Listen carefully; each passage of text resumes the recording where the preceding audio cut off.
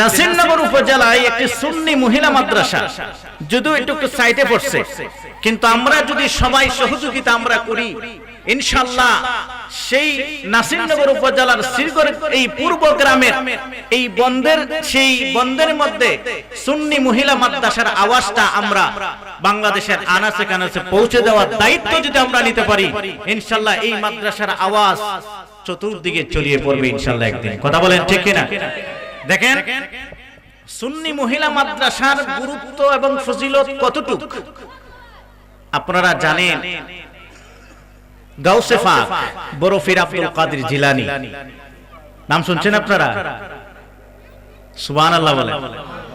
যাদের নাম শুনলেই শরীরের লোম দাঁড়ায় যায়। কথা বলেন ঠিক কিনা? গাউসে পাক বরফির আব্দুল কাদের জিলানী রাহমাতুল্লাহি আলাইহি বর্তমান কোন পীর বলেন, মুহাদ্দিসিনে কেরাম বলেন, মুফাসসিরে কেরাম বলেন, অমুক ভাই তমুক ভাইয়ের সাথে তুলনা করা যাবে? এটা আওয়াজ তুলনা করা যাবে? অবাক হবেন, আশ্চর্য হবেন। কিছুদিন আগে আমাদের নাসিরনগরে একটি জায়গায় এক বক্তা ওই নেতার দালালি করতে গিয়ে, আমরা বলো দালালি, কথা বলেন ঠিক কিনা? সেই নেতার দালালি করতে গিয়ে, ওই নেতাকে খুশি করতে গিয়ে, ওই মার্কাকে খুশি করতে গিয়ে, দলকে খুশি করতে গিয়ে কি বলছে আপনারা জানেন না? কি বলছে জানেন? কই আমাদের যে নেতা দেখছেন, দেখেন আপনারা চেহারা, উনাকে দেখলে বোঝা যায় যে গাউসে পাক আব্দুল কাদের জিলানীর মতো দেখা যায়। নাউজুবিল্লাহ। আওয়াজটা এত ছোট হলো, একটু নাউজুবিল্লাহ জোরে বলেন। আমি আমার সঙ্গে সঙ্গে এই আমার ফেসবুকে এটা পোস্ট দিয়েছি, সবাই দেখছে। কিন্তু এরপরও দেখেন এত বড় ভুল করার পরও সংশোধনের দিকে তারা যায় না। তারা বিভিন্ন তাবিল দেয়, মন গড়া ব্যাখ্যা দেয়। নাউজুবিল্লাহ জোরে বলেন। তো গাউসে পাক বরফির আব্দুল কাদের জিলানী বাগদাদী রাহমাতুল্লাহি আলাইহি, আমি তো মনে করি গাউসে পাক বরফির আব্দুল কাদের জিলানী বাগদাদী রাহমাতুল্লাহি আলাইহি যেই রাস্তা দিয়ে চলেছেন, ওই রাস্তার দুলার সমানও ওই নেতা, ওই পাতি নেতা হবে না। কথা বলেন ঠিক কিনা? এত সাহস পায় কোথা থেকে ওরা? এরপরে আবার আমরা ওই নামদারি ওই রকম মার্কার পিছনে আমরা ঘুরি। কথা বলেন ঠিক কিনা? আমার তো মনে হয় উপস্থিত যারা ছিল তারা ওই তাকে, আমি মনে করি সঙ্গে সঙ্গে তাকে তওবা করানো দরকার ছিল। একটু বলছস কি? কথা বলেন ঠিক? গাউসে পাক বরফির আব্দুল কাদের জিলানী রাহমাতুল্লাহি আলাইহি, ওই আমরা অনেক কথা বললে কো শিরকের গন্ধ পায়। গাউসে পাক বরফির আব্দুল কাদের জিলানী রাহমাতুল্লাহ কেমন ব্যক্তি ছিলেন, ওই কথাটা আনতেছিলাম। উনি কেমন মায়ের পেট থেকে এই দুনিয়া এসেছেন। সুবহানাল্লাহ, আল্লাহু আকবার বলেন। গাউসে পাক বরফির আব্দুল কাদের জিলানী বাগদাদী রাহমাতুল্লাহর মা 18 পারার হাফেজ ছিলেন। সুবহানাল্লাহ বলেন। সেই মা ভাগ্যবতী মা, আল্লাহু আকবার বলেন। 18 পারার হাফেজ ছিলেন, প্রসিদ্ধ ঘটনা, এগুলো লোকানি কোনো কথা নয়, প্রসিদ্ধ ঘটনা। গাউসে পাক বরফির আব্দুল কাদের জিলানী রাহমাতুল্লাহ আলাইহি ওনার আম্মা 18 পারা হাফেজ ছিলেন। গাউসে পাক বরফির আব্দুল কাদের জিলানী যখন ওনার মায়ের পেটে, তখন ওই 18 পারা বেশি বেশি করে তেলাওয়াত করতেন। সুবহানাল্লাহ। সেই আল্লাহ পাক এই পেটে থাকা অবস্থায় তিনি দুনিয়াতে 18 পারা হাফেজ হয়ে এই পৃথিবীতে তাশরীফ এনেছেন। বলুন সুবহানাল্লাহ। আর বলে ওই নেতার চেহারা দেখলে বোঝা যায় আব্দুল কাদের জিলানী। নাউজুবিল্লাহ বলে। আস্তাগফিরুল্লাহ, নাউজুবিল্লাহ, আস্তাগফিরুল্লাহ। কিভাবে কথা বলে, এরপরে আবার কিলকিলায়া হাসে শ্রোতাগুলি এবং যারা বসে আছে সামনে। নাউজুবিল্লাহ বলে। অনুতপ্ত হয় না। কোথায় গাউসে পাক বরফির আব্দুল কাদের জিলানী? গাউসে পাক বরফির আব্দুল কাদের জিলানী আপনি বিপদে পড়েছেন, মুসিবতে পড়েছেন। গাউসে পাক বরফির আব্দুল কাদের জিলানী রাহমাতুল্লাহ আলাইহি উসিলা নিয়ে যদি আল্লাহর কাছে আপনি পানা চান, আল্লাহ সঙ্গে সঙ্গে ওই বিপদ থেকে আল্লাহ উদ্ধার করবেন। সুবহানাল্লাহ। কার উসিলায়? গাউসে পাকের উসিলায়। কথা বলেন ঠিক কিনা? আমরা তো বলি না যে আল্লাহর ওলিরা আমাদেরকে দেয়, আমরা তো তাদের উসিলা নেই, আমরা তাদের উকিল মানে উকিল। উকিল বললে বুঝবে। কথা বলেন ঠিক কিনা? যে ব্যক্তি মামলা বুঝছে, এ উকিল কাকে বলে, কত প্রকার উকিল কাকে বলে সে বুঝে। কথা বলেন ঠিক কিনা? এই জন্য বরফির আব্দুল কাদের জিলানী রাহমাতুল্লাহ আলাইহি বলছিলাম, ওই কথা থেকে আমি আমার বিষয়ের দিকে আসব। ওনার আম্মা ছিল 18 পারার হাফেজ, পেটে থাকা অবস্থায় বেশি বেশি করে কোরআন তেলাওয়াত করেছেন। গাউসে পাক বরফির আব্দুল কাদের জিলানী 18 পারার হাফেজ হয়ে পৃথিবীতে এসেছেন, বলুন সুবহানাল্লাহ। অনেক কাহিনী, সেদিকে যাচ্ছে না। তাহলে এখান থেকে আমরা কি বুঝলাম যে বরফির আব্দুল কাদের জিলানী রাহমাতুল্লাহ আলাইহি কেমন মায়ের সন্তান ছিলেন। তা আমাদের সেই মা বোনদেরকে যদি আমরা কোরআন শিক্ষা দিতে পারি, তাদের কোরআন শিক্ষায় শিক্ষিত করতে পারি, মনে রাখবেন তাদের পেট থেকে এই পৃথিবীতে যত সন্তান আসবে আল্লাহ পাক তাদেরকে নেককার সন্তান হিসেবে আল্লাহ কবুল আর মঞ্জুর করবেন। কথা বলেন ঠিক কিনা? কোরআনের বরকতের কারণে। এই জন্য আমি মনে করি পুরুষদের তুলনায় আমাদের মা বোনদেরও তাদেরকে কোরআন শিক্ষার সেই সুব্যবস্থা আমাদের করে দেওয়া দরকার। কথা বলেন ঠিক কিনা? সেই ব্যবস্থা তো নাই। কথা বলেন ঠিক কিনা? আমরা যদি একটু খেয়াল করি, আমাদের এই নাসিরনগরে এইদিকে ফান্দাউক মদিনাতুল উলুম মাদ্রাসা, 6টা মাদ্রাসা আছে মাত্র, দাখিল মাদ্রাসা। তাও আবার কেমন পড়াশোনা হয়, যারা পড়াশোনা করে তারাও বোঝে, আবার একসাথে মেয়ে ছেলে একসাথে পড়াশোনা, যেরকম পড়াশোনা হওয়ার কথা সেটা আমরা পাচ্ছি না। এবং পর্দার এখানে একটা ব্যাপার সেবার আছে। কথা বলেন ঠিক কিনা? কিন্তু একেবারে সুন্নি মহিলা মাদ্রাসা নাই আমি মনে করি।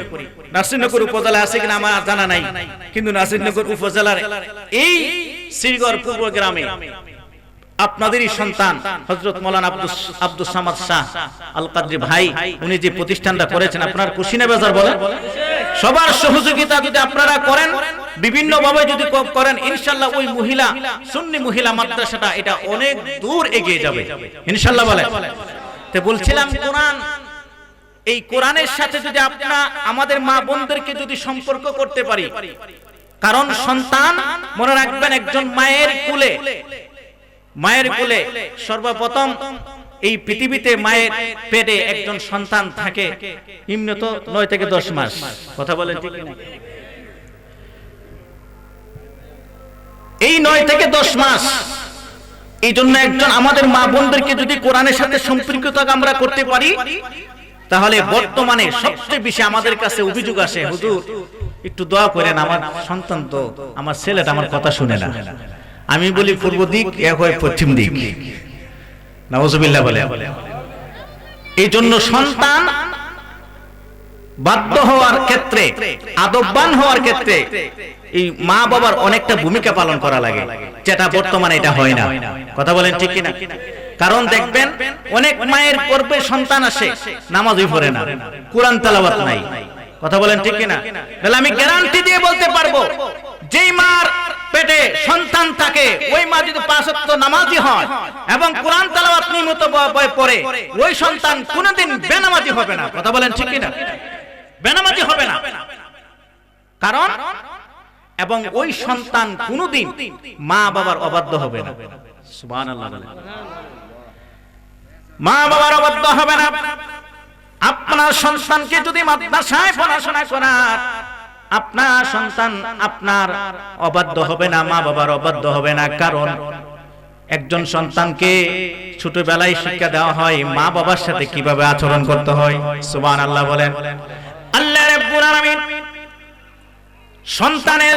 সন্তান মা বাবার সাথে কিভাবে কথা বলবে, কিভাবে আচরণ করবে, কি ধরনের কথা বলবে, কোন কাইফিয়তে কথা বলবে, আল্লাহ রাব্বুল আলামিন পবিত্র কোরআনুল কারীমে আল্লাহ শিক্ষা দিয়েছেন। সুবহানাল্লাহ বলেন। সেই শিক্ষাটা স্কুলে পড়ানো হয় না, সেই শিক্ষাটা দেওয়া হয় মাদ্রাসায়। সুবহানাল্লাহ বলেন। মা বাবার সাথে কিভাবে কথা বলতে হবে, কিভাবে কথা বলতে হবে, কিভাবে দোয়া করতে হবে শিক্ষা দিয়েছেন আল্লাহ।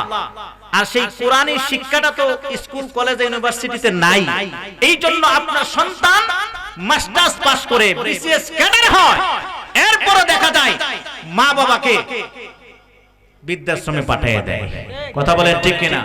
আজ পর্যন্ত মাদ্রাসায় শিক্ষিত কোন সন্তান, সে যত বড়ই হোক, মা বাবাকে বৃদ্ধাশ্রমে পাঠিয়েছেন ওই রকম নজির এক্সাম্পল কেউ দেখাতে পারবে না। কথা বলেন ঠিক কিনা? কারণ একজন মাদ্রাসায় শিক্ষিত সন্তান মাদ্রাসায় পড়ানো হয় আল্লাহ রাব্বুল আলামিন মা বাবার সাথে কিভাবে ব্যবহার করতে হয়, কিভাবে আচরণ করতে হয়, মা বাবার খেদমতের বিষয়ে সন্তানদেরকে শিখিয়ে দেওয়া হয়। সুবহানাল্লাহ বলেন।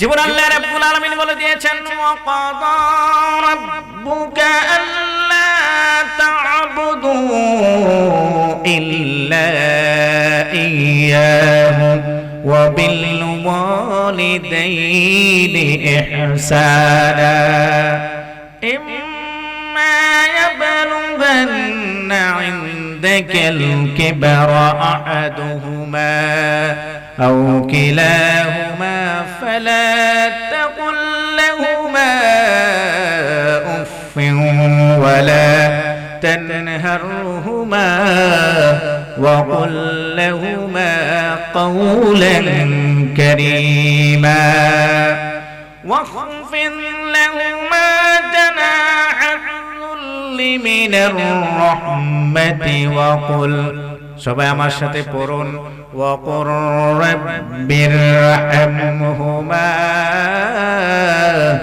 كما ربياني صغيرا আল্লাহু আকবার বলেন।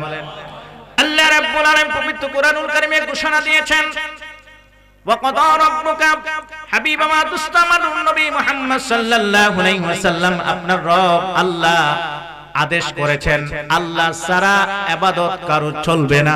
সুবহানাল্লাহ বলেন। ইবাদত হবে কার? আবার যে বলেন ইবাদত হবে কার?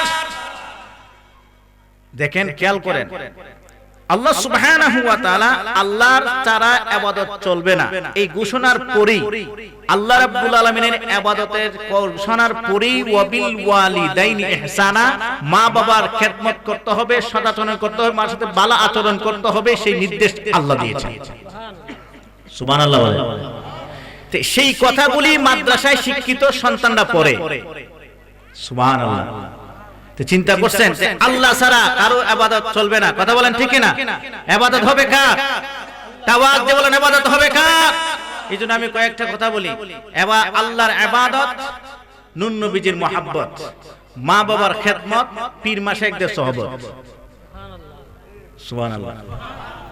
খেয়াল করছেন আপনারা? আর বেশি লাগবে না, বড় বড় হুজুরদের শুননা ওয়াজ শুননা আপনাদের ঈমান নষ্ট করা লাগবে না। এই কয়েকটা কথা মনে রাখবেন, আল্লাহর ইবাদত, নূর নবীজির মুহাব্বত, মা বাবার খেদমত, পীর মাশায়েখদের সুহবত। সুবহানাল্লাহ বলেন। আর কিছু দরকার আছে? এইদিকে আর ঘোরারও দরকার নাই। আল্লাহু আকবার বলেন। তাহলে ইবাদত হবে কার? আর মুহাব্বতটা নূর নবীর। সুবহানাল্লাহ। খেদমত মা বাবা আর আল্লাহর ওলি পীর মাশায়েখদের সুহবতে থাকবেন। কারণ পীর মাশায়েখদের বর্তমানে আমি মনে করি পীর মাশায়েখদের সুহবতে থাকা এটা আবশ্যক হয়ে গিয়েছে, কথা বলেন ঠিক কি না? বর্তমানে যদি আপনি ঈমান আকীদা সহিহ রাখতে হয়, একজন হক্কানি রব্বানি পীর মাশায়েখদের বিকল্প নাই, কথা বলেন ঠিক কি না? এই জন্য একটা জিনিস মনে রাখবেন, বর্তমান এই ফিতনা ফাসাদের যুগে আল্লাহর হাবিব বলে দিয়েছেন আমার উম্মতের মধ্যে এমন একটা সময় আসবে যেই সময় আমার উম্মত সকালবেলা ঘুমতে উঠবে ঈমান অবস্থায়, মুমিন অবস্থায়, বিকেল বেলা সে কাফের হয়ে যাবে। নাউজুবিল্লাহ বলে। সেই ব্যক্তি বিকেল বেলা হবে মুমিন, ঘুম থেকে উঠবে কাফের অবস্থায়। নাউজুবিল্লাহ বলে। দেখেন না বর্তমানে এই নির্বাচন নিয়ে মানুষের খেদমত করার জন্য মানুষ বক্তব্য তো একটা লিমিট থাকা দরকার, কথা বলেন ঠিক কি না? মানে লিমিট ক্রস করে ফেলছে। নাউজুবিল্লাহ বলে। মানে লিমিট ক্রস করতে করতে বোঝা যায় আল্লাহর কাছ থেকে জান্নাতের ইজারা লই আইছে, ঘরে ঘরে এখন জান্নাতের টিকিট বিক্রি করা শুরু করে দিয়েছে। নাউজুবিল্লাহ বলেন। অবাক হবেন, আশ্চর্য হবেন, আমাদের এই শ্রীগড়ে গ্রামের কিছু যুবক তারা তো আর বুঝে না ওই দল ইসলামের লেভেল লাগাইয়া। লেভেলটা কি বলে? কোন ইসলামের লেভেলটা না লাগাইলে তো মানুষকে ধোঁকা দেওয়া যাবে না, কথা বলে না কেন? ইসলামের লেভেল লাগাইয়া আবার মার্কাটা কো ইনসাফের মার্কা। কিসের ইনসাফের মার্কা? যদি এদিকে আমি কথা বলি, কারণ এই কথাগুলো বলছি এই জন্য নির্বাচনী বক্তব্য কোনো মিছিল যদি যান, আমি মনে করি কোন বক্তার কোন নির্বাচনে বা পারলে 12 তারিখ গিয়ে পর্দার আড়ালে আপনার পছন্দের লোকটাকে, যার মহব্বত অন্তরে নূর নবীজি আছে, আহলে সুন্নাত ওয়াল জামাতের মতাদর্শের, তার কাছে ভোটটা দিয়ে আসবেন। কথা বলেন ঠিক কিনা? আমি মনে করি এটা আমার ব্যক্তিগত মতামত এবং ব্যক্তিগত অপিনিয়ন যে বর্তমান নির্বাচনী প্রচারণায় কোনো মিছিলে এবং কোনো সম্মেলনে যাওয়া উচিত না। কথা বলেন না কেন? কারণ বর্তমান নির্বাচনের এই সম্মেলন যদি আপনি চান, সম্মেলনটার মানে হলো এটা হলো, আমি একটা নাম দিছি, এটা গীবতের সম্মেলন। বলেন কিসের সম্মেলন? এটা গীবত তো, এটা আরবি শব্দ, আপনি বুঝেন নাই মনে হয়। মানে এই সম্মেলনটা হচ্ছে অন্যের সমালোচনা, দোষের বর্ণনা করার সম্মেলন। কথা বলেন না কেন? দেখেন না, ওই ব্যক্তি এই গেছে সেই করছে সেই করছে, এখন সে আবার একই জায়গায় সম্মেলন। বোঝা যায় এই নির্বাচন আসলে সবাই আল্লাহর ওলি। নাউজুবিল্লাহ জোরে বলেন। এই জন্য প্রিয় শুধু সেদিকে আমি যাচ্ছি না। এই জন্য আমাদের এই সিলেট গ্রামের কিছু যুবক ভাইরা, ওনারা মানে হুশ হারাই ফেলছেন, বেহুশ হয়ে গেছে। নাউজুবিল্লাহ জোরে বলেন। এই জন্য মনে রাখবেন, সর্বপ্রথম আপনি বুটের ক্ষেত্রে, বুটটা আমানত। এই বুটটার ক্ষেত্রে যদি আপনি একটা বুট দেওয়ার কারণে যদি আপনি ঈমান আকীদা সব যায়, তো সব শেষ। কথা বলেন না কেন? কারণ আপনার বুটটা যদি অমুক ব্যক্তির পক্ষে যায়, যে ব্যক্তি সাহাবীদের সমালোচনা করে, যে ব্যক্তি নবী রাসূলগণকে পাপী মনে করে, গুনাহগার মনে করে, নাউজুবিল্লাহ জোরে বলেন, তাহলে আপনি যদি ওই ব্যক্তির দলের পক্ষে বুটটা যায়, ঈমান থাকবে না যাইবো? আগে তো ওই জন্য সবার আগে তো আমাদের ঈমান সুন্নি। কথা বলেন ঠিক কি না? এই জন্য সতর্ক থাকবেন। সেদিকে আমি সেই দিকে যাচ্ছি না। যে কথাটি বলছিলাম যে মাদ্রাসায় শিক্ষিত সন্তানরা মা বাবার বাধ্য হয়। সুবহানাল্লাহ জোরে বলেন। তাহলে আল্লাহ সুবহানাহু ওয়া তাআলা দেখেন মাদ্রাসায় কি শিক্ষা দেওয়া হয়। আল্লাহর ইবাদত হবে কার? তাওয়াজ্জু বলেন, ইবাদত হবে কার? তাই আল্লাহর ইবাদত, নবীজির মুহাব্বত, মা বাবার খেদমত আর পীর মাশায়েখদের সহবত। এটা আমার একটা আলাদা একটা আলোচনা আছে। কারণ পীর মাশায়েখদের সহবত এখন আমাদের মধ্যে নাই। কথা বলেন ঠিক কি না? একবার যে মুরিদ হয়ে আইছে, তওবা করে আসছে পীরের দরবারে, বছরের পর বছর যায়, এমনকে জিজ্ঞাসা করে, একজনে জিজ্ঞাসা করছে আপনি কার কাছে মুরিদ? আমি অমুক জায়গার অমুক দরবারের মুরিদ। আপনার পীর সাহেবের নাম কি? তখন মাথা ঘুরানি শুরু করে দিয়েছে। পীরের নামটা বলতে পারে না। চিন্তা করছেন আপনি যে কত নম্বরের মুরিদ? নাউজুবিল্লাহ বলে। তো সহবত আছে, সহবত যদি থাকতো পীরের নামটা মনে থাকতো না। কথা বলেন। বৃহস্পতি বলছিলাম, তাহলে আল্লাহর ইবাদত হবে কার? বলেন ইবাদত হবে কার?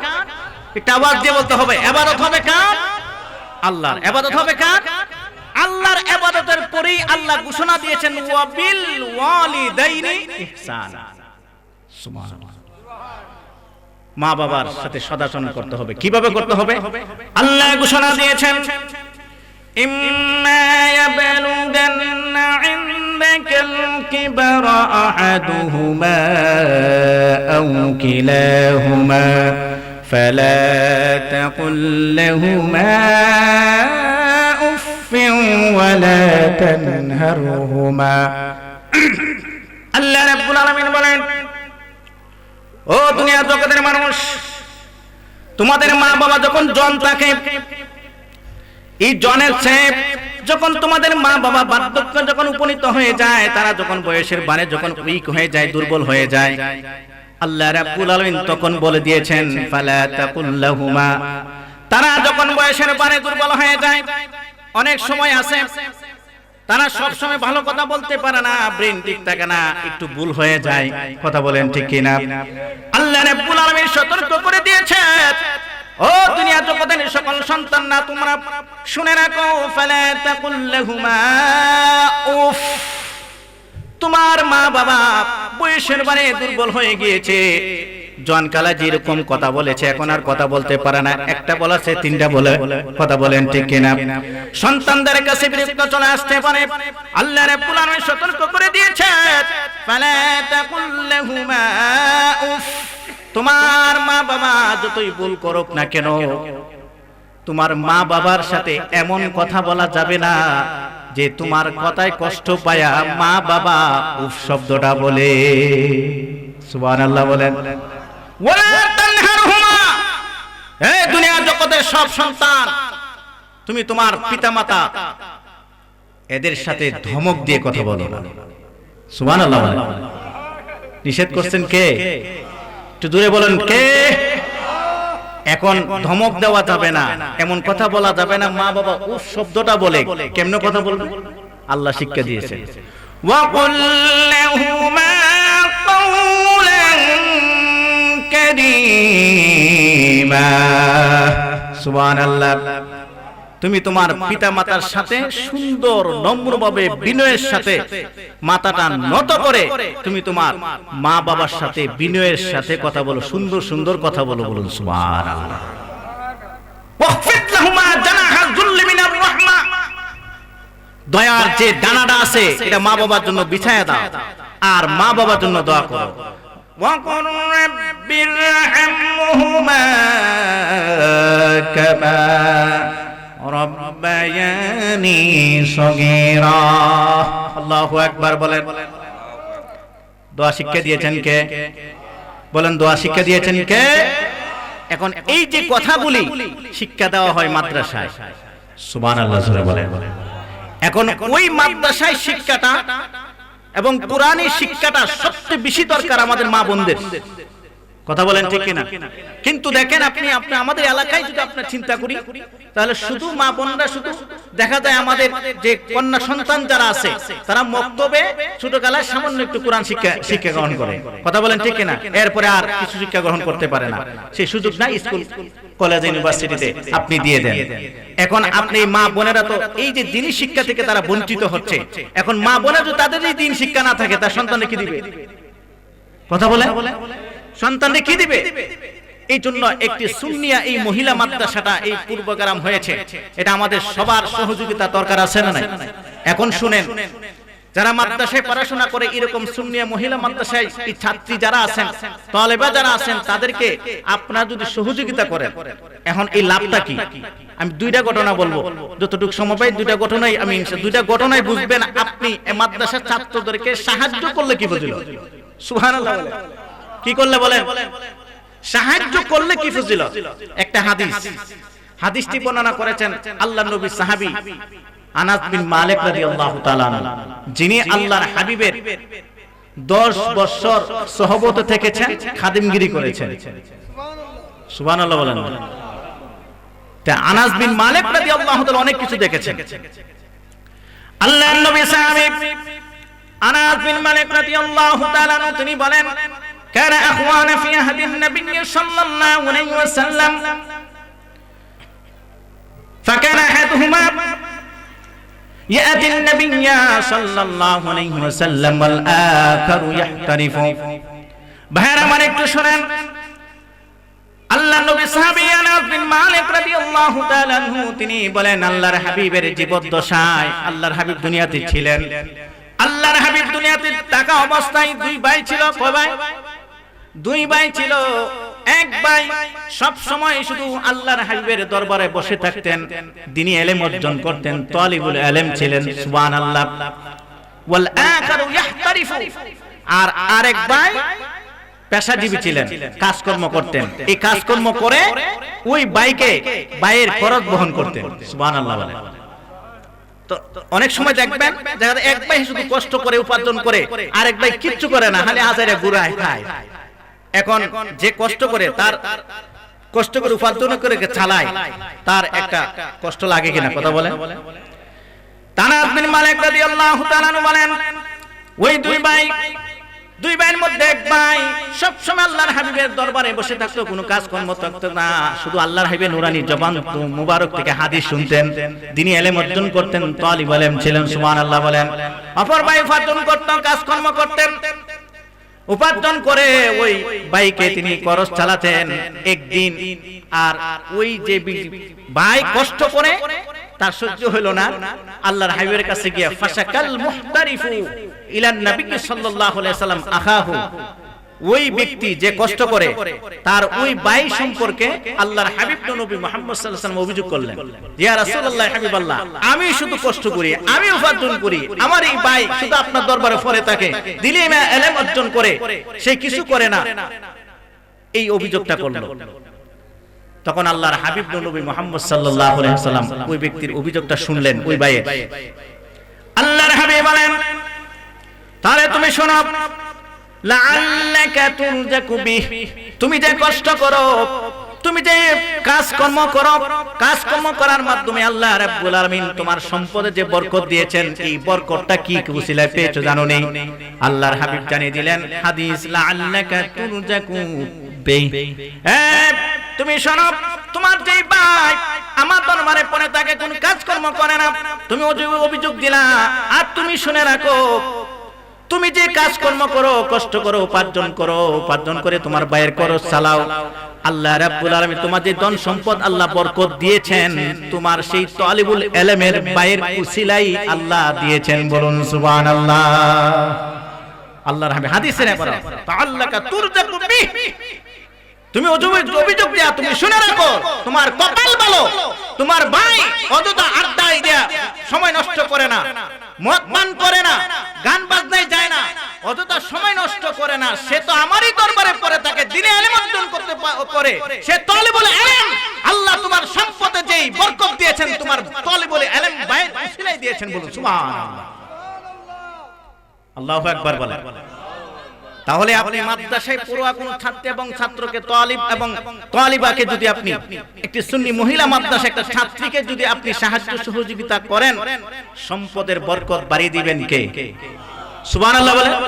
তাহলে এই হাদিস থেকে আমরা জানলাম, আপনি যদি মাদ্রাসায় পড়ুয়া কোন ছাত্রী অথবা ছাত্রকে যদি আপনি, বিশেষ করে সুন্নি মহিলা মাদ্রাসায় যেহেতু আমাদের এলাকায় নাই, সুন্নি মহিলা মাদ্রাসা যেহেতু নাই, তাহলে এই হিসেবে আমি মনে করি আমাদের সকল মুসলমান ওই সুন্নি মহিলা মাদ্রাসাটা কিভাবে উপরে নেওয়া যায় এবং বিভিন্ন ছাত্রীরা পড়াশোনার ব্যবস্থা করতে পারে, সেটা সহযোগিতা আমাদের এগিয়ে আসা দরকার আছে না? আমরা যদি সহযোগিতা এগিয়ে আসি, আমরা যদি তাকে সাহায্য করি এবং তাকে যদি সহযোগিতা করি, আমাদের ধন সম্পদের সেই বরকত বাড়িয়ে দিবেন কে? বলেন, কে বাড়িয়ে দিবে? সুবহানাল্লাহ জোরে বলে। হাদিস সাক্ষী। আরেকটা ঘটনা শুনে, ঘটনা ঘটেছে 1200 হিজরি সনে। দেখেন, শেখ আব্দুর রহমান আল হাফফার, এই নামটা মনে রাখবেন। শেখ আব্দুর রহমান আল হাফফার উনি প্রথম অবস্থায় কি কাজ করতে জানেন? যেমন ওই যে আমাদের শ্রীগড়ে আমাদের যে বিরাট কবরস্থান আছে না নাই বলে, এখানে কোনো নির্ধারিত কোনো কবর খননকারী নাই। আত্মীয় স্বজন যারা মারে, তারে আত্মীয়দের মধ্যে আমরা কয়েক দুইজন গিয়ে কবর খনন করে। কথা বলেন ঠিক কিনা? 1200 হিজরি সনের সেই ঘটনা। দামেস্কে একটা বিরাট কবরস্থান, আমাদের যে কবরস্থান এর আরো বড়, এবং এমনও বলা হয়েছে ওই বিরাট কবরস্থানে আউলিয়া কেরাম, বুজুর্গানে দিন, মুজতাহিদ, অনেক বুজুর্গানে কেরামের সেই কবরস্থানে তাদের কবর আছে। বলুন সুবহানাল্লাহ। গণনা একটু মনোযোগ দিয়ে শুনেন। আব্দুর রহমান আল হাফফার তিনি দামেস্কের সেই বিরাট কবরস্থানের কবর খননকারী ছিলেন। তার কাজই ছিল কেউ মারা গেলে তার কাছে নিয়ে গেলে তিনি দাফন করে দিতেন, কবর খনন করে দাফন করে দিতেন, এর বিনিময়ে কিছু টাকা কড়ি পাইতেন, এটা দিয়ে তিনি চলতেন। সুবহানাল্লাহ বলেন। ভাইয়ারা আমার একটু মনোযোগ দিয়ে শুনেন। আব্দুর রহমান আল হাফফান তিনি বলেন, এই কাজ যখন আমি করতেছিলাম, একদিন এক মহিলা মা এসে, তার ছেলে মারা গিয়েছে, তার ছেলের লাশটা নিয়ে আমার কাছে আসলো কবর খনন করার জন্য। মহিলা বলল, জামা ছেলের জন্য কবর খনন করেন, আমার ছেলের সেই দাফনের ব্যবস্থা করে। আব্দুর রহমান আল হাফফা তিনি বলেন, আমি কবর খনন করলাম সেই মহিলার সন্তানকে আমি কবর দেওয়ার জন্য যখন কবর খনন করলাম, যখন তার জানাজা উপস্থিত করা হলো, জানাজা শেষ, জানাজার পরে যখন তাকে দাফন করা হবে, আমি যখন কবরে যখন তার লাশটা নামাইলাম, অবাক হবেন মুসলমান, সেই আব্দুর রহমান আল হাফফার তিনি জানিয়ে দিয়েছেন, আমি যখন সেই মহিলা সন্তানকে যখন আমি কবরে নামালাম, কবরে নামার সঙ্গে সঙ্গে দেখি কবরটা অনেক প্রশস্ত হয়ে গিয়েছে। বলুন সুবহানাল্লাহ। এখন যদি আপনি কারো লাশ যদি নামার পরে যদি কোনো অসম্ভব কিছু ঘটনা যদি দেখেন, আপনার রুশ থাকবে? কবরে নামার পরে আব্দুর রহমান আল হাফফার তিনি বলেন, কবরে নামার পরেই ওই মহিলা সন্তান কবরে নামার পরেই দেখি কবরটা প্রশস্ত হয়ে গিয়েছে এবং কবরটা একটা বেহেশতের বাগান হয়ে গিয়েছে। আমি দেখি বেহেশতের সেই সুগ্রাণ আমার নাকে লাগতেছে। সুবহানাল্লাহ, সুবহানাল্লাহ। প্রসিদ্ধ ঘটনা, এটা গুগলে সার্চ দিলেও পাবেন, আরবিতে ঘটনাটা আছে। আমি আপনাদের সামনে এটা বাংলা রঙে উপস্থাপন করছি। সুবহানাল্লাহ জোরে বলেন। 1200 হিজরি ঘটনা। ঘটনাটা শুনেন, দেখেন। তিনি দেখুন যে কবরটা ফাঁস হয়ে গেছে, উনি তো অবাক হয়ে যেতেছেন, চোখ তো বড় হয়ে গেছে। সুবহানাল্লাহ বলেন। এবং দেখে যে বেহেশতের বাগান, বেহেশতের সুগ্রাণ আছে, এই সুগ্রাণ এই দুনিয়াতে পাওয়া যায় না। সুবহানাল্লাহ জোরে বলেন। যখন এই অবস্থা দেখলেন, দেখা যায় আবার দুই ব্যক্তি ঘোড়া আরোহণ করে ওই লাশটাকে নিয়ে গেছে। সুবহানাল্লাহ। এই ঘটনা দেখার পরে তার আর হুঁশ থাকার কথা, কবরে বেহুশ হয়ে পড়ে গেছে। তো উপস্থিত যারা ছিল তারা দেখে যে লাশও নাই, মানে দেখা যায় বেহুশ হয়ে পড়ে গেছে, লাশ যে নাই, ওই ঘটনাটা উপস্থিত কেউ জানে না। সুবহানাল্লাহ জোরে বলেন। এখন দেখে যে বেহুশ হয়ে পড়ে গেছে, কথা বলে না, ডাকে কথা বলে না। তখন একজন কি বলছে, পানি আনো, পানি আনে সিটা দিছে, দেখা যায় একটু চোখ খুলছে, খুলে দেয়, তোমার কি হইলো? তুমি তখন কবর দিবা, মাটি দেওয়ার কথা, তুমি বেহুশ হয়ে পড়ে আছো। তখন ওই আব্দুর রহমান আল হাফফার তার সাথে যে ঘটনা করছে তাদের নিকট এই ঘটনা বর্ণনা করলেন। সুবহানাল্লাহ জোরে বলেন। ভাই আমার খেয়াল করুন, ওই মহিলা কয়েক মাস পর তার আরেকটি সন্তান মারা গিয়েছে। তার সেই সন্তানকে কবর দেওয়ার জন্য আব্দুর রহমান আল হাফফারকে আবার বললেন যে, কয়েক মাস আগে আসছিলাম এক সন্তান কবর করার জন্য, আমার আরেকটা সন্তান ছিল, দুইটা ছেলে সন্তান ছিল, আল্লাহ দুইটা সন্তানই নিয়ে গেছে। সুবহানাল্লাহ বলেন। আমার এই ছেলে মারা গিয়েছে, কবর খনন করেন, দাফনের ব্যবস্থা করেন। সুবহানাল্লাহ বলেন। আব্দুর রহমান আল হাফফার বলেন, আমি কবর খনন করলাম, ওই মহিলার দ্বিতীয় ছেলে সন্তান, তার লাশটা যখন আনা হলো, জানাজা নামাজ পড়া হলো, যখন তার লাশটা যখন কবরে আমি নামালাম, ওই ঘটনায় আমি দেখলাম নামানোর পরে দেখি কবরটা প্রশস্ত হয়ে গিয়েছে। বলুন সুবহানাল্লাহ। কবরটা বেহেশতের বাগানে পরিণত হয়ে গিয়েছে এবং দুজন অশ্বারোহী, দুজন ঘোড়া আরোহণকারী ব্যক্তি এসে লাশটা নিয়ে গেল। এই ঘটনা আগে ঘটার কারণে তিনি আর বেহুশ হলেন না, তিনি সঙ্গে সঙ্গে কবর থেকে উঠে ওই মহিলার কাছে চলে গেলেন। সুবহানাল্লাহ বলেন। আব্দুর রহমান আল হাফফা তিনি বলেন, আমি যখন ওই মহিলার কাছে যখন চলে গেলাম, আমি গিয়ে বললাম, ও মা, আপনার দুইটা সন্তান আমি দাফন করার ব্যবস্থা করেছি, কিন্তু কি ঘটনা ঘটে গেল? ও মা, আপনি কে? আপনার পরিচয় কি? আপনার বাড়ি কোথায়? সুবহানাল্লাহ বলেন। মহিলাটি বলল, আমাকে বিভিন্ন প্রশ্ন করে আমাকে আর ব্যথায় ব্যতীত করবেন না, কারণ কয়েক মাস আগে আমি আমার এক ছেলে সন্তানকে হারাইছি, আবার কয়েক মাস পরে আরেক সন্তানকে হারাইছে, দুইটা সন্তানই আমার ছিল, দুইটা সন্তানই আল্লাহ নিয়ে গেলেন। সুবহানাল্লাহ বলেন। এই কথা আমার সন্তানদের কথা স্মরণ করায় আমাকে আর ব্যতীত করবেন না। আব্দুর রহমান আল হাফফার অনেক কথা বলে, সেই মহিলার জবান থেকে কথা বের করতে চাইলেন, শেষ পর্যন্ত মহিলা বলা শুরু করলো। ওই আব্দুর রহমান আল হাফফার যখন বললেন, আপনার দুইটা সন্তান আমি কবর খনন করে যখন দাফন করব, এই ঘটনা ঘটেছে, আমার পরে আমি দেখছি যে কবরটা প্রশস্ত হয়ে গিয়েছে, বেহেশতের বাগান পরিণত হয়েছে, দুইজন ঘোড়া আরোহণকারী এসে লাশটা নিয়ে গেছে। আপনার এই সন্তান এত মর্যাদা পাওয়ার কারণটা কি? বলুন সুবহানাল্লাহ। ওই মহিলা বলল, তাহলে তুমি শোনো, আমার যে প্রথম সন্তান তুমি দাফন করেছো, আমার প্রথম সন্তান ছিল তালিবুল ইলম, মাদ্রাসায় পড়াশোনা করত। সুবহানাল্লাহ বলেন। সে বিভিন্ন পীর মাশায়েখ আলেম ওলামাদের মজলিসে গিয়ে বসে থাকতো, ওয়াজ শুনতো। এই যে আমাদের ছোট্ট সোনামণি কিছু বন্ধুরা আছে না, সুবহানাল্লাহ বলেন, ওই রকম ভাবে ওই রকম তিনি মজলিসে এসে বসে থাকতো, ওয়াজ শুনতো এবং সে মাদ্রাসায় পড়াশোনা করতো, তালিবুল ইলম ছিল।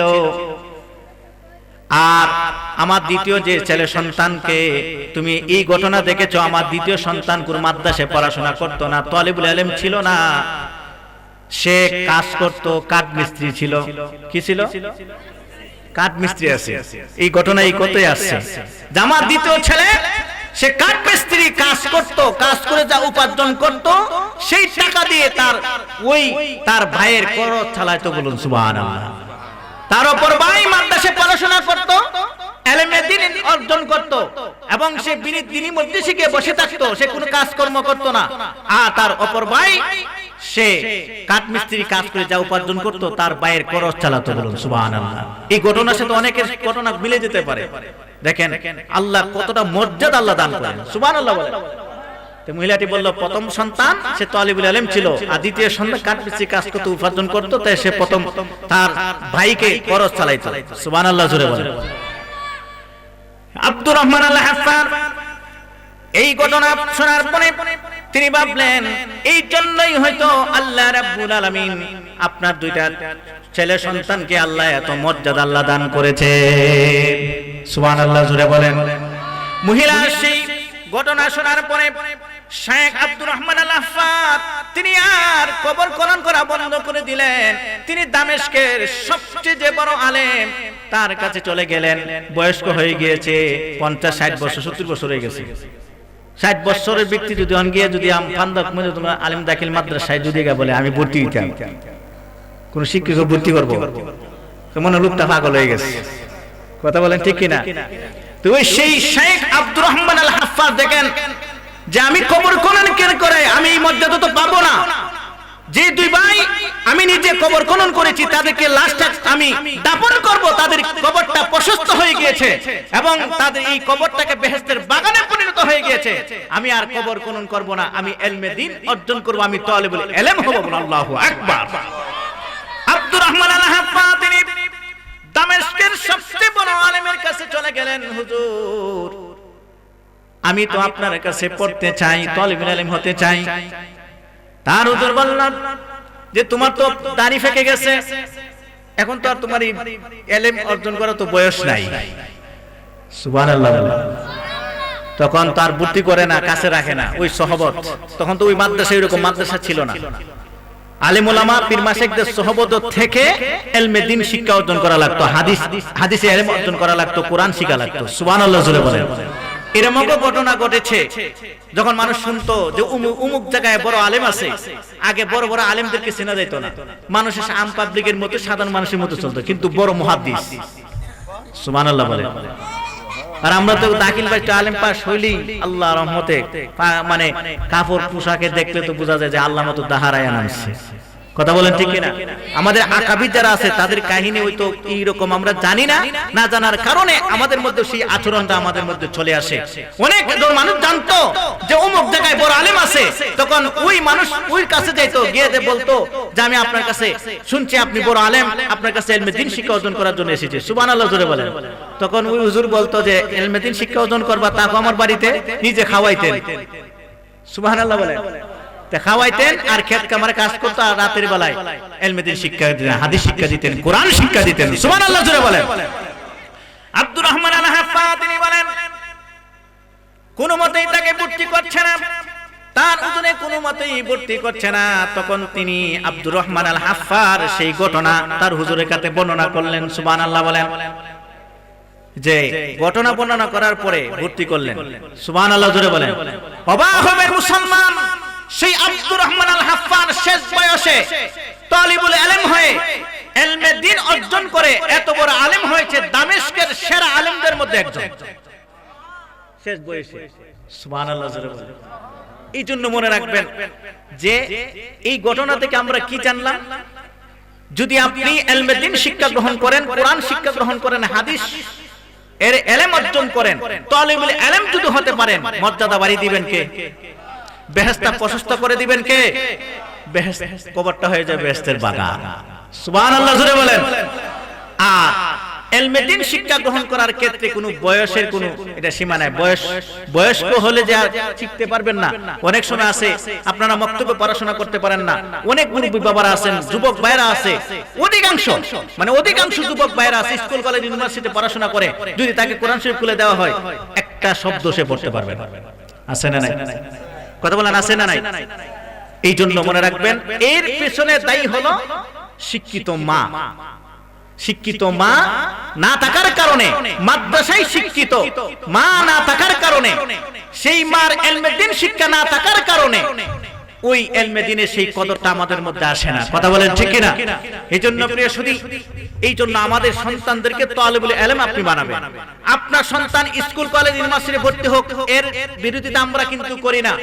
তবে আপনি মা বাবা হয়ে স্কুল কলেজ ইউনিভার্সিটিতে বড় আপনি শিক্ষিত বানান, কোনো সমস্যা নাই। তবে আপনি মা বাবা হওয়ার কারণে মা বাবা আপনার সেটা সুনিশ্চিত করতে হবে, নিশ্চিত করতে হবে যে আপনার সেই কন্যা, আপনার ছেলে, আপনার সন্তান কোরআন পড়তে পারে কিনা, কোরআন অনুযায়ী জীবনটা গঠন করছে কিনা, সেটা আপনি মা বাবা হয়ে সেটা সুনিশ্চিত করতে হবে। কথা বলেন ঠিক কিনা? এটা নিশ্চিত করতে হবে। আপনি স্কুল কলেজে পড়ান, কোনো সমস্যা নাই, হাই স্কুলে পড়ান, এটা সমস্যা নাই, প্রাইমারি স্কুলে পড়ান, কোনো সমস্যা নাই। তবে সাথে সাথে আপনার সন্তান কোরআনের শিক্ষায় শিক্ষিত হচ্ছে কিনা সেটা আপনি মা বাবা হয়ে সেটা নিশ্চিত করতে হবে। কথা বলেন ঠিক কিনা? প্রিয় সুধী, এই যে সুন্নিয়া মহিলা মাদ্রাসা, এই যে যারা পড়াশোনা করে, দেখেন তাদের পাওয়ার শক্তিটা কি, পাওয়ার এবং শক্তি দিয়েছেন কে? একটা হাদিস, তিরমিজি শরীফের হাদিস, খেয়াল করেন। আল্লাহর হাবিব নবী বলেন, সম্মানিত নবী মুহাম্মদ সাল্লাল্লাহু আলাইহি ওয়াসাল্লাম তিনি বলেন, মান ক্বারাআল কুরআনা ওয়াস্তাযহারাহু ফাআহাল্লা হালালাহু ওয়া হাররামা হারামাহু আদখালাহু আল্লাহু বিহিল জান্নাহ ওয়া শাফাআহু ইয়াওমাল কিয়ামাতি ফি আশরাতিন মিন আহলি বাইতিহি কুল্লুহুম ওয়াজাবাত লাহুন নার। হে ভাইরা আমার, একটু শুনেন মনোযোগ দিয়ে। আল্লাহর হাবিব নবী মুহাম্মদ সাল্লাল্লাহু আলাইহি ওয়াসাল্লাম বলেন, মান ক্বারাআল কুরআন, যে ব্যক্তি কোরআন শিখলো, সুবহানাল্লাহ বলেন, ওয়াস্তাযহারাহু, কোরআন মুখস্থ করলো, সুবহানাল্লাহ, কি করলো বলেন? প্রথম হলো কোরআন তেলাওয়াত করলো, কোরআন পড়লো, এরপরে কি? ওয়াস্তাযহারাহু, কোরআন মুখস্থ করলো, সুবহানাল্লাহ বলেন। এখন সব মাদ্রাসায় তো আর কোরআন মুখস্থ করানো হয় না। কোন মাদ্রাসায় কোরআন মুখস্থ করা হয়? হেফজ মাদ্রাসায়। সুবহানাল্লাহ জোরে বলেন। কোন মাদ্রাসায়? হেফজ মাদ্রাসায়। আল্লাহর হাবিব বলেন, মান ক্বারাআল কুরআনা ওয়াস্তাযহারাহু, যে ব্যক্তি কোরআন শিখলো, কোরআন মুখস্থ করলো, খেয়াল করেন, ফাআহাল্লা হালালাহু ওয়া হাররামা হারামাহু, আর পবিত্র কোরআনুল কারীমে আল্লাহ যেগুলো হালাল করেছেন ওই হালালগুলোকে হালাল জানলো, সুবহানাল্লাহ বলেন, ওয়া হাররামা হারামাহু, এই পবিত্র কোরআনুল কারীমে আল্লাহ যেগুলোকে হারাম করেছেন, নিষেধ করেছেন, ওই হারামগুলোকে হারাম জানলো। আল্লাহর হাবিব নবী মুহাম্মদ সাল্লাল্লাহু আলাইহি ওয়াসাল্লাম বলেন, আদখালাহুল্লাহু বিহিল জান্নাহ, আল্লাহ রাব্বুল আলামিন সেই কোরআনের সাথে তার সম্পর্কের কারণে আল্লাহ রাব্বুল আলামিন তাকে বিনা হিসাবে জান্নাতে দিয়ে দিবেন, কোনো হিসাব নাই। সুবহানাল্লাহ বলেন। তবে এখানে কয়েকটা শর্ত আছে, কোরআন শুধু পড়লেই হবে না, কোরআন অনুযায়ী আমল করতে হবে। সুবহানাল্লাহ জোরে বলেন।